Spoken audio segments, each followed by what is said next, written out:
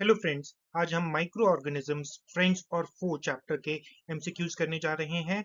और बहुत इंपॉर्टेंट है कि क्लास 8 में ही आप एक एक्यूमेंट डेवलप कर लो कि एनसीईआरटी के एमसीक्यूज कैसे करने चाहिए। आगे नीट में आपको बहुत मदद करेगा। आज की क्लास में हम दो topics, what are microorganisms and what are bread moulds, detail में कवर करेंगे। तो बच्चों, हमारा पहला क्वेश्चन है, which of the following is false about microorganisms. आप पॉज कर लो और इस क्वेश्चन को अटेम्प्ट करने की कोशिश करो। चलो, अब मैं आपको ये समझाता हूँ। They are too small to be seen with naked eye, obviously this is true. Which some can be seen with the help of a magnifying glass. Yes, some can be seen with the help of a magnifying glass. Important चीज है कि हाँ, yes, सम कुछ micro organisms को हम magnifying glass की मदद से देख सकते हैं, बहुत सारों को मैग्नीफाइंग ग्लास की मदद से नहीं देख सकते। So this statement is also true. Third option is we need a microscope to see them. Obviously हमें एक माइक्रोस्कोप चाहिए इनको देखने के लिए। Again that is a true statement. Last option ही हमारा आंसर होना चाहिए। चलो उसको पढ़ते हैं। Mushroom a type of fungi is a microorganism. That is a very important thing. Mushroom एक फंगस है, ये हम सबको मालूम है, मगर क्या ये माइक्रो ऑर्गेनिज्म है? नहीं। इवन दो ये एक फंगस है, ये एक माइक्रो ऑर्गेनिजम्स नहीं है, ये एक हमारा जो है मैक्रो ऑर्गेनिज्म है। इसको हम नेकेड आई से देख सकते हैं। So mushroom, this is the correct option. Another important thing, आपका ये क्वेश्चन इस तरह से भी पूछा जा सकता है, which of the following is not a micro organism? Bacteria, virus, fungi, mushroom. तो इसका आंसर होगा mushroom. So mushroom is not a micro organism, it is a macro organism. So question number 2 is, which of the following microorganisms is most likely to be visible with a magnifying glass? Magnifying glass की मदद से हम कौन सा micro organism देख सकते हैं? Bacteria, yeast, mould and virus. तो बच्चों, बैक्टीरिया, यीस्ट और वायरस ये इतने छोटे होते हैं कि हम इनको सिर्फ और सिर्फ माइक्रोस्कोप की मदद से देख सकते हैं। मगर मोल्ड जो है, ब्रेड मोल्ड, आपको मालूम होगा, हम इसको मैग्नीफाइंग ग्लास की मदद से भी देख सकते हैं। इंपॉर्टेंट चीज क्या है कि सभी माइक्रो ऑर्गेनिजम्स को हम मैग्नीफाइंग ग्लास की मदद से नहीं देख सकते। सिर्फ कुछ ऑर्गेनिजम्स हैं जिनको मैग्नीफाइंग ग्लास की मदद से देखा जा सकता है, और उसमें से एक माइक्रो ऑर्गेनिज्म जो एनसीईआरटी में दे रखा है वो है ब्रेड मोल्ड। तो बच्चों, अब हमारा assertion reasoning type of question है। एसर्शन है, all microbes need a microscope to be seen. Reason है, bread mould can be seen with naked eye as it forms large pigmented colonies. तो obviously हमारा जो स्टेटमेंट है, all जहां पर भी आ जाए तो वहां पर आपको अलर्ट हो जाना चाहिए। मोस्ट ऑफ द टाइम्स वो स्टेटमेंट गलत होती है, तो ये स्टेटमेंट भी गलत है। All microbes need a microscope to be seen, ये स्टेटमेंट हमारी फॉल्स है। क्यों फॉल्स है? क्योंकि हमारी फॉल्स इसलिए है क्योंकि हम नेकेड आई से भी और मैग्नीफाइंग ग्लास की मदद से भी हम ब्रेड मोल्ड को देख सकते हैं। फॉर एग्जाम्पल, यहाँ पर ब्रेड मोल्ड देख लो, हम इसको नेकेड आई से देख सकते हैं। इसको अगर मैग्नीफाइंग ग्लास यूज करोगे तो हम इसको मैग्नीफाइंग ग्लास से भी देख सकेंगे। ऑप्शन में, रीजन में देखते हैं, bread mould can be seen with the naked eye as it forms large pigmented colonies. That is true. तो हमारा जो है पहला फॉल्स है और सेकंड स्टेटमेंट हमारी ट्रू है। तो ऑब्वियसली हमारा आंसर जो हो गया वो हमारा हो गया ऑप्शन फोर्थ। तो ऑप्शन फोर्थ हमारा। तो नेक्स्ट हमारा क्वेश्चन नंबर 4 है, which microbe is known to spoil bread. Bread को कौन स्पॉइल करता है?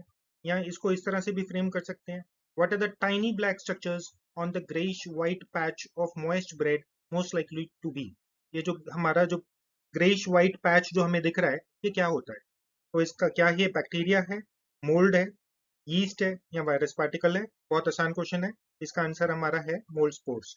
ओके, तो इसका आंसर क्या है? Mould spores. तो नेक्स्ट क्वेश्चन है, why can mould be classified as a microorganism despite being visible to naked eye. Question का मतलब है कि हम मोल्ड को ब्रेड पर देख सकते हैं ग्रे वाइट पैच की तरह, मगर फिर भी हम इसको जब नेकेड आई से देख सकते हैं तो भी हम इसको एक माइक्रो ऑर्गेनिज्म कहते हैं। ऐसा क्यों है? चलो ऑप्शंस पढ़ लो बच्चों, अटेम्प्ट करने की कोशिश करो, मैं आपको इसका आंसर बताता हूँ। बेटा, पहला और ए और सी क्वेश्चन ऑप्शंस पढ़ो, ये तो बिल्कुल कोई लॉजिक ही नहीं है।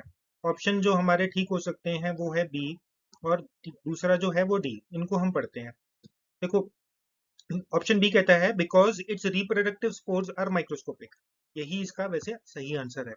मैं आपको एक्सप्लेन करता हूँ क्यों। देखो, एक जो हमारा मोल्ड है उसमें बहुत सारे स्पोर्स होते हैं। अब इन स्पोर्स को हम नेकेड आई से नहीं देख सकते, इनको सिर्फ और सिर्फ हम एक माइक्रोस्कोप की मदद से देख सकते हैं, जिसकी वजह से हम इसको माइक्रो ऑर्गेनिज्म कहते हैं। ऑप्शन डी जो कह रहा है कि moulds never grows in large colonies, ये बिल्कुल फॉल्स स्टेटमेंट है। जो हमारा मोल्ड होता है वो लार्ज कॉलोनीज में ही ग्रो करता है। ये देखो, ये इतनी बड़ी जो है वो कॉलोनी है, एक साथ रह रहे हैं, जैसे हम एक अपार्टमेंट में रहते हैं वैसे ही मोल्ड जो है मिलजुल कर एक कॉलोनी में रहते हैं। ओके, तो इसका आंसर है बी।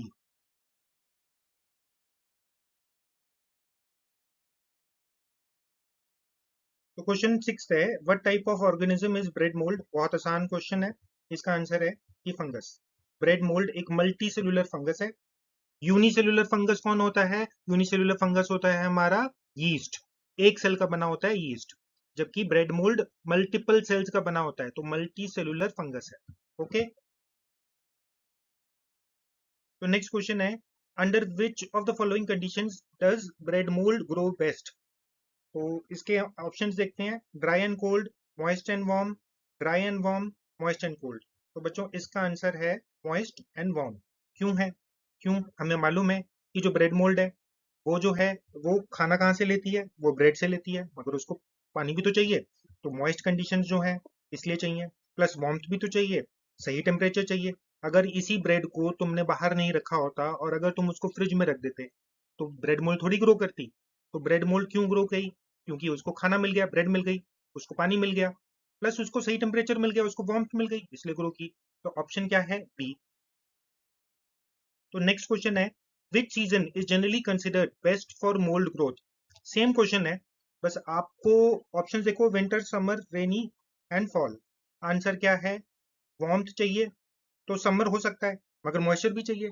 तो रेनी सीजन में वार्मथ भी मिल जाती है और मॉइस्चर भी मिल जाता है। ये तो एनसीईआरटी का क्वेश्चन है, फर्स्ट पेज पे ही एक लाइन दे रखी है। ओके, तो हमारा आंसर क्या है इसका? Rainy season. Question number 9, which of the following is not a factor that influences the growth of bread mould. देखो, कभी भी ऐसे क्वेश्चंस देखो तो हमेशा नॉट को तो हाईलाइट कर लिया करो। ठीक है, वो पूछ रहा है कि इसमें से कौन सा फैक्टर इंपॉर्टेंट नहीं है ब्रेड मोल्ड की ग्रोथ के लिए। ऑप्शंस देखते हैं, temperature, light, moisture and oxygen. चलो भाई, इस क्वेश्चन को करने की कोशिश करते हैं। हमने पढ़ा कि एक ब्रेड जिसको तुमने फ्रिज में रखा है वहां पर ब्रेड मोल्ड ग्रो नहीं करेगी, मगर एक ब्रेड जिसको तुमने वार्म कंडीशंस दे दी तो उसमें ब्रेड मोल्ड ग्रो करेगी। तो हमारा टेम्परेचर क्या, ये आंसर है भाई। टेम्परेचर तो बहुत इंपॉर्टेंट है ब्रेड मोल्ड की ग्रोथ के लिए। मॉइस्चर हमें पता है कि भैया पानी चाहिए, तो पानी चाहिए। ऑक्सीजन चाहिए क्या फंगस को? हाँ, ऑक्सीजन चाहिए भाई। एरोबिक रेस्पिरेशन भी होती है, एनरोबिक रेस्पिरेशन भी होती है ब्रेड मोल्ड में, तो ऑक्सीजन भी चाहिए। तो आंसर क्या है? आंसर हमारा होगा लाइट, क्योंकि लाइट ही बचा है। मगर क्यों है आंसर, समझने की कोशिश करते हैं। भाई, क्या लाइट हमें नहीं चाहिए? क्या डैम्प यानी कि डार्कनेस वाली कंडीशंस में ब्रेड मोल्ड ग्रो कर सकता है? बिल्कुल ग्रो कर सकता है। लाइट क्यों नहीं चाहिए? भाई, प्लांट नहीं है फंगस। फंगस जो है हमारा फोटोसिंथेसिस नहीं कर सकता, इसके अंदर क्लोरोफिल नहीं होता। ये एक सेप्रोफाइट है, ये डेड और डिकेइंग मैटर पे ग्रो करता है। तो लाइट इसके लिए जरूरी नहीं है, क्योंकि फोटोसिंथेसिस के लिए पिगमेंट ही नहीं है। तो इसका क्या आंसर हुआ? आंसर हुआ लाइट। तो हमारा नेक्स्ट क्वेश्चन है, common bread mould is scientifically called Aspergillus, Penicillium, Rhizopus, rhizobium. तो इसका आंसर क्या है? देखो बेटा, जो कॉमन ब्रेड मोल्ड है उसको हम राइजोपस कहते हैं। ठीक है, आंसर तो ये है। क्वेश्चन को समझने की कोशिश करते हैं। अब जब एनसीईआरटी का सेकंड पेज खोलो, डायग्राम्स हमारे दे रखे हैं, वहां पर तुम्हें पता चलेगा कि जो एस्परजिलस है और जो पेनिसिलियम है ये भी एक तरह के फंगस ही हैं। तो एस्परजिलस, पेनिसिलियम और राइजोपस, ये तीनों ही हमारे फंगाई हैं, मल्टीसेलुलर फंगाई हैं। मगर इसमें से जो कॉमनली हमारी ब्रेड के ऊपर जो मोल्ड ग्रो करती है वो कॉमनली राइजोपस होती है। अब ऑप्शन हमारा ये एक बड़े ध्यान से देख लेते हैं, ये राइजोबियम क्या होता है? राइजोबियम, राइजोबियम हमारा वो बैक्टीरिया होता है जो रूट नोड्यूल्स में मिलता है, जो नाइट्रोजन फिक्सेशन करता है, यानी कि एटमॉस्फेरिक नाइट्रोजन को वो अमोनिया में कन्वर्ट करता है।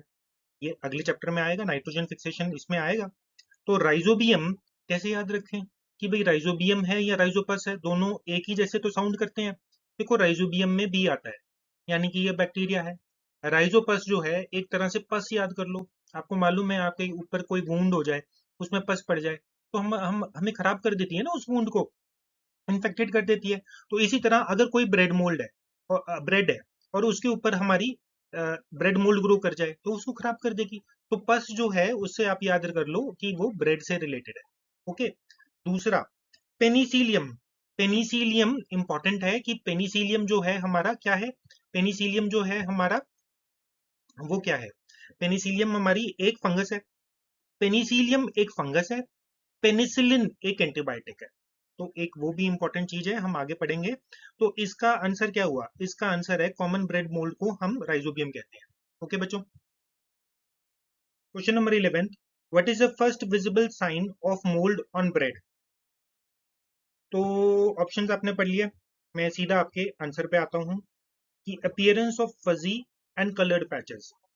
अगर हम देखें कि हमारी अगर ये ब्रेड है तो उसके ऊपर आपको फजी धागों जैसी ग्रोथ आपको दिखाई देगी, थ्रेड लाइक स्ट्रक्चर्स आपको दिखाई देंगे, धागे जैसे दिखाई देंगे। तो हमारी जो ब्रेड मोल्ड होती है वो फजी होती है, थ्रेडी होती है और कलर्ड होती है। अब कलर इनका अलग अलग हो सकता है, वो कलर हमारा हो सकता है कि ब्लैक हो, व्हाइट हो, ग्रीन हो, ब्लू हो। तो हमारा आंसर क्या है कि भाई फजी और कलर्ड अपीयरेंस होती है, ग्लॉसी नहीं होती, स्मूथ नहीं होती, हार्ड नहीं होती, क्रस्टी नहीं होती, कैसी होती है, फजी और coloured. Okay. Question number 12, which of the following factors contribute to colour variations in bread mould. अच्छा, जो ब्रेड मोल्ड है वो अलग अलग कलर की क्यों होती है, कभी वो ग्रीन कलर की होती है, कभी ब्लू कलर की होती है, कभी ब्लैक कलर की होती है। देखो एनसीईआरटी में तो ये नहीं पूछा हुआ, जस्ट आउट ऑफ इंटरेस्ट आपको मालूम होना चाहिए भाई कि अलग अलग कलर्स की क्यों ग्रो करते हैं। तो इसका आंसर है टाइप ऑफ मोल्ड स्पीशीज। इस पे डिपेंड करता है कि मोल्ड की स्पीशीज क्या है। अगर एस्परजिलस है तो अलग रंग होगा, अगर पेनिसिलियम है तो अलग रंग होगा, कॉमन ब्रेड मोल्ड है तो अलग रंग होगा। इसलिए तो मोल्ड के स्पीशीज पे कलर डिपेंड करेगा। ओके बच्चों, तो ऑप्शन क्या है हमारा, बी आंसर ठीक है। तो क्वेश्चन नंबर 13 है, why do moles appear fuzzy. जो मोल्स होते हैं वो फजी क्यों होते हैं, धागे जैसे क्यों लगते हैं। तो इसका क्या आंसर है, इसका आंसर आप सोचो, मैं आपको बताता हूँ। इसका आंसर हो सकता है बी या सी। तो हम सी को पहले समझते हैं और सी ही हमारा जो है वो करेक्ट आंसर है। समझाने की कोशिश करता हूँ। Because of dense network of hyphae that form mat like structure. तो जो फंगस है हम इसका स्ट्रक्चर पढ़ेंगे और उसमें हम देखेंगे कि स्ट्रक्चर जो है, फंगस जो है वो थ्रेड लाइक स्ट्रक्चर्स की बनी होती है। इन थ्रेड लाइक स्ट्रक्चर्स को, धागे जैसे जो हमारे स्ट्रक्चर्स हैं, उनको हम हाइफे कहते हैं। और ये हाइफे एक दूसरे के साथ इंटरमिंगल हो जाते हैं और जुड़ जाते हैं और क्या बनाते हैं, एक मैट लाइक स्ट्रक्चर। ठीक है। तो यही आंसर है। जो हाइफे हैं, जो उनका जो डेंस नेटवर्क है, ये हाइफे इसको फजी अपीयरेंस देते हैं, यानी कि एक धागे वाली अपीयरेंस देते हैं। ठीक है। तो इसका आंसर क्या है, हमारा सी। क्या बी ऑप्शन हो सकता है। बी ऑप्शन को देखते हैं, due to production of large spherical spores. भाई हमें मालूम है कि स्पोर्स तो बनाता है, मगर जो स्पोर्स होते हैं हमारे फंगस के, वो लार्ज नहीं होते, वो माइक्रोस्कोपिक होते हैं, छोटे छोटे से होते हैं, छोटे छोटे से होते हैं। तो ऑप्शन प्लस वो हमें धागे वाली अपीयरेंस नहीं देते, धागे वाली अपीयरेंस जो फजी अपीयरेंस है वो तो हमारे हाइफे के कारण होती है। तो ऑप्शन हमारा सी है। ठीक है बच्चों। Question number 14, what are hyphae in fungi. बिल्कुल, ये हाइफे क्या होते हैं। भाई हमने तो इसमें अभी अभी पढ़ लिया, तो इसका तो फटाफट तुम आंसर दे दोगे बच्चों। इसका आंसर है बी। बिल्कुल, ये लंबे लंबे थ्रेड लाइक स्ट्रक्चर्स, धागे धागे जैसे स्ट्रक्चर्स होते हैं, जिसके कारण हमारी फंगस जो है वो उसकी फजी अपीयरेंस होती है और ये हमारी फंगस की बॉडी बनाती है। तो अगर हम देख लें तो ये थ्रेड लाइक स्ट्रक्चर्स जो हैं, ये क्या हैं, हमारे हाइफे। ठीक है। तो हमें पता है इसका आंसर क्या हो गया, बी। नेक्स्ट क्वेश्चन है, what is the main function of hyphae in fungi. Photosynthesis, absorbing nutrients, producing oxygen, releasing spores. तो बताओ इसका आंसर क्या होगा। देखो फोटोसिंथेसिस तो हो नहीं सकता क्योंकि फंगस के अंदर क्लोरोफिल नहीं है। क्लोरोफिल नहीं है तो ये हमारा फोटोसिंथेसिस कर ही नहीं सकता, अपना खाना खुद का बना नहीं सकता। ये एक सैप्रोफाइट है। सैप्रोफाइट है, डेड डिकेइंग मैटर पे डिपेंड करता है खाने के लिए। तो ऑप्शन ए तो हमारा गलत है। तो ऑप्शन इसमें ठीक है, एब्जॉर्बिंग न्यूट्रिएंट्स। हमने देखा कि जो थ्रेड लाइक स्ट्रक्चर्स हैं ये एक इंटरमिंगल कर जाते हैं और एक डेंस मैट बना लेते हैं, और ये जो डेंस मैट जो है ये हमें खाना एब्जॉर्ब करने में मदद करती है। ये जो धागे वाले स्ट्रक्चर्स होते हैं ये ब्रेड के अंदर घुस जाते हैं, ब्रेड के ऊपर भी दिखते हैं, ब्रेड के अंदर भी चले जाते हैं और वहां से वो न्यूट्रिएंट्स ब्रेड से एब्जॉर्ब करते हैं। ओके बच्चों, question number 16, what do multiple hyphae combine to form. देखो अभी तक हम ये बिल्कुल हम बोले जा रहे थे, ये जो है ये थ्रेड लाइक स्ट्रक्चर्स आप देख सकते हो यहाँ पर, हमारे जो थ्रेड लाइक स्ट्रक्चर्स हैं ये हमारे धागे जैसे स्ट्रक्चर्स हैं, ये क्या है हाइफे। ये हाइफे एक दूसरे के साथ मिलकर इंटरमिंगल होके एक मैट लाइक स्ट्रक्चर के बनाते हैं। उसका नाम क्या होता है, उसका नाम होता है माइसीलियम। तो ये माइसीलियम इसका आंसर जो है ये ठीक है। हाइफे जो है एक दूसरे के साथ कंबाइन करके रूट्स लीव्स स्टेम्स नहीं बनाते, माइसीलियम बनाते हैं। ओके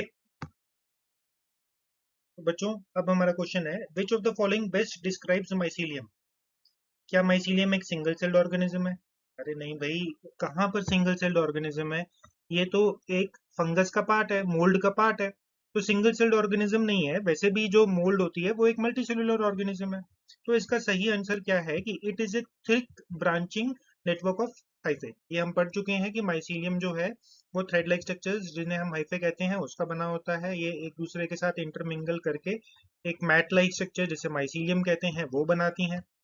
क्या ये फोटोसिंथेसिस में मदद करता है? भाई हमें मालूम है कि मोल्ड के पास जो है या फंगस के पास जो है वो क्लोरोफिल नहीं होता, तो फोटोसिंथेसिस तो वो कर ही नहीं सकता। क्या ये ग्राउंड के ऊपर ही हमें मिलता है? नहीं भाई, जो माइसीलियम है वो ग्राउंड के ऊपर भी मिलता है, ब्रेड के ऊपर भी दिखेगा और ब्रेड के अंदर भी ये थ्रेड लाइक स्ट्रक्चर चले जाएंगे और वहां से न्यूट्रिशन एब्जॉर्ब करेंगे। तो इसका आंसर क्या है? बी। आंसर है हमारा बी। तो बच्चों नेक्स्ट क्वेश्चन है, what is the vegetative part of fungus called. Vegetative part of fungus को क्या कहते हैं? Spore, mycelium, mushroom, stem. देखो इसका आंसर क्या है, स्पोर जो है वो एक रिप्रोडक्टिव पार्ट है, वेजिटेटिव पार्ट नहीं है। तो ये तो हमारा क्वेश्चन का आंसर नहीं हो सकता। अब आते हैं माइसीलियम पे, क्या माइसीलियम जो है वो वेजिटेटिव पार्ट है? बिल्कुल, माइसीलियम जो हमारे थ्रेड लाइक स्ट्रक्चर्स हैं या हाइफे हम बोल लें, जो थ्रेड लाइक स्ट्रक्चर्स हैं ये हमारा वेजिटेटिव पार्ट है जो एब्जॉर्प्शन में हेल्प करते हैं। ओके तो इसका आंसर है माइसीलियम। चलो बच्चों, हमारी क्लास यहाँ पर खत्म हो जाती है और मैं आपसे उम्मीद करता हूँ कि आपको ये क्लास पसंद आई होगी। प्लीज लाइक करो, शेयर करो और सब्सक्राइब करो, फैला दो पूरी क्लास में, अपने फैला दो इस वीडियो को।